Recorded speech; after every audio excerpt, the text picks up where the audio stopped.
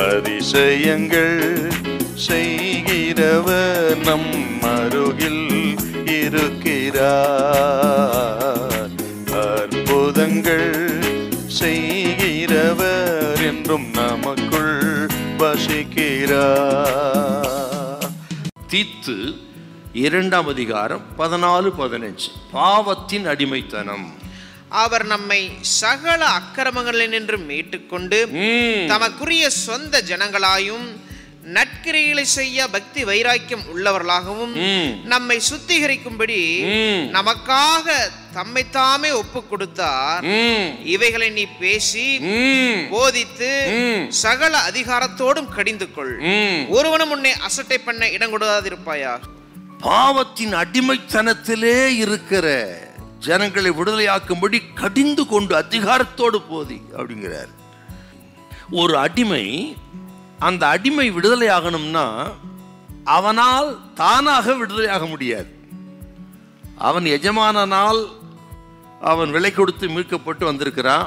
அப்போ இந்த எஜமானுக்கு அடிமையா இருக்கிறான். அவன் விடுதலை ஆகணும்னா அவனாலே விடுதலையாக முடியாது.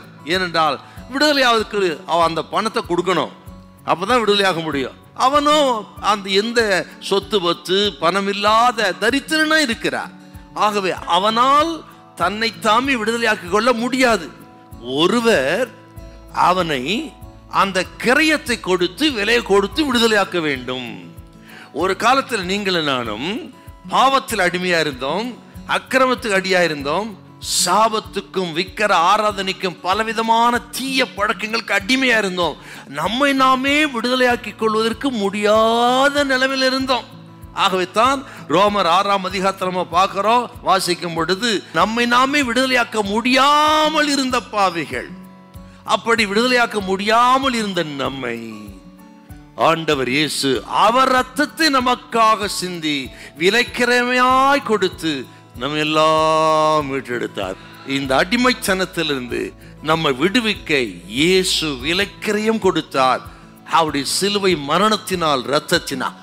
நீங்கள் ரோமர் 6ஆம் அதிகாரம் 6-7 வசனம், 1 கொரிந்தியர் 6:20, நீங்கள் கிரயத்துக்கு கொல்லப்பட்டீர்களே. பார்த்தீங்களா, இப்படி அடிமையா கிடந்த நம்ம இயேசு அவர் ரத்தத்தை கொடுத்து கிரயமாய் கொடுத்து நம்ம எல்லாம் இலவசமாய் மீட்டெடுத்தார். கொலோசியர் 2ஆம் அதிகாரம் 13-14, எபிரேயர் 9-12 நீங்க வாசித்து பாரு. இன்றைக்கு ரட்சிக்கப்படாத மக்கள் இன்னும் பாவத்தில் இருக்கிறாங்க, அடிமைத்தனத்திற்கு. ஆனா அவங்க என்ன சொல்றாங்க? நாங்கள் விடுதலையோடு இருக்கிறோம். ஆனால் உண்மையிலே அவர்கள் அடிமைத்தனத்தில் இருக்கிறார்கள். உண்மையான விடுதலை எங்க இருக்கிறது? உள்ளத்திலே உண்டாகிற விடுதலை, அக்கிரமத்திலே சாபத்தின் விடுதலை, அதுதான் உண்மையான விடுதலை. குமாரன் விடுதலையாக்கினால் மெய்யாகவே இந்த விடுதலையை இயேசு மட்டும்தான் கொடுக்க முடியும்.